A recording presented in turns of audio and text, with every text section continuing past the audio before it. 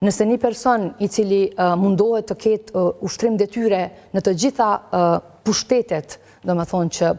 precizon me kushtetutën e Kosovës e që janë të ndara, do më thonë ligjvënia,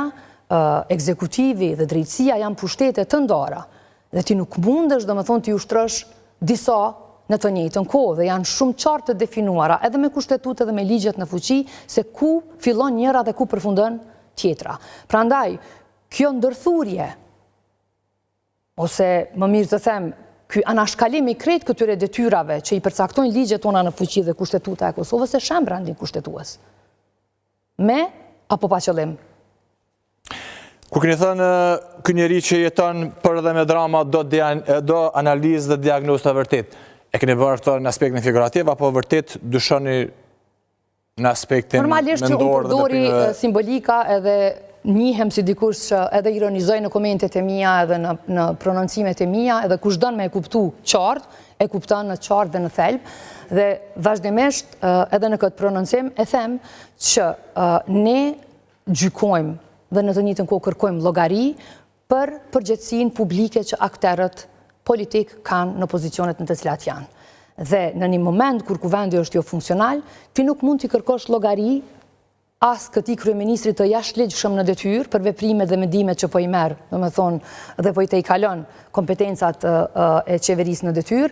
e as për çështje të tjera të cilat faktikisht po ndodhin në jetën tonë të përditshme e që janë të shumta, e pam sot protestën, domethënë dhe bllokadën që u bën nga bizneset e Kosovës për shtrejtimin e energjisë elektrike në thonjeza në idenë e liberalizimit të tregut dhe për rëndesën që do të bëhet atyre pa përgatitur terren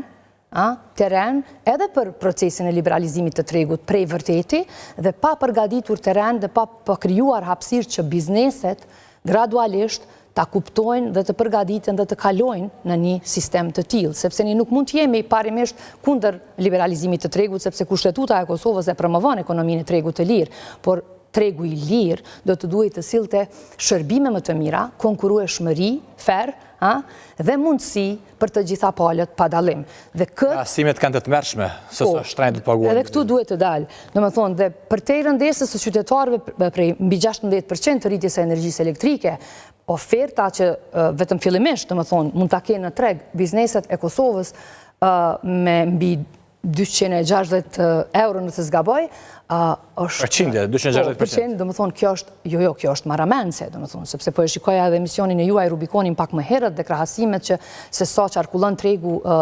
për blerjen e energjisë elektrike në shtetet e zhvilluara të Bashkimit Evropian, kjo është jashtë çdo logjike të tregut dhe mundësisë që bizneset tona të ecin përpara. Dhe në këtë drejtim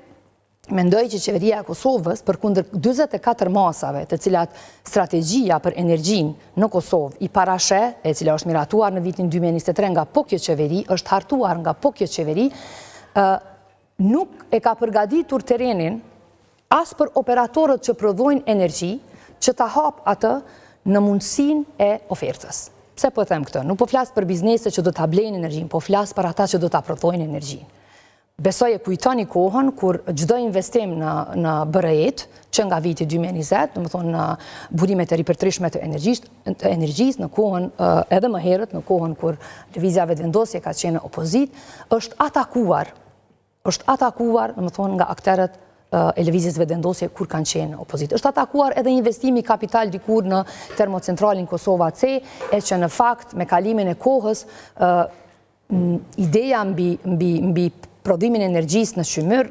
ka filluar të zbehet kudo në botë për shkak të ndryshimeve të mëdha klimatike, e që ne edhe në strategjinë për ndryshime klimatike nuk kemi punuar tutje që ta vëjmë në përdorim dhe ta miratojmë në kuvend, ajo ka mbetur aty pa një proces të mirëfillt me komunitetin dhe me grupet e interesit. Çka po dua të them është kjo? Operatori kryesor i prodhimit të rrymës vazhdon të mbetet Keku.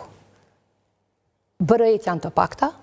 edhe sa kanë qenë në pozit, lëvizja vetëvendosje, kujtojmë operatorin francez që synonte të krijojë një investim në Vushtri, dhe pas shumë të tentativave iku në Maqedoni dhe e dyfishoi investimin në Maqedoni. Njëjtë ndodh dhe me operatorët e tjerë të cilët janë në pritje për shkak të zvaritjes strategjisë, planit nacional të veprimit,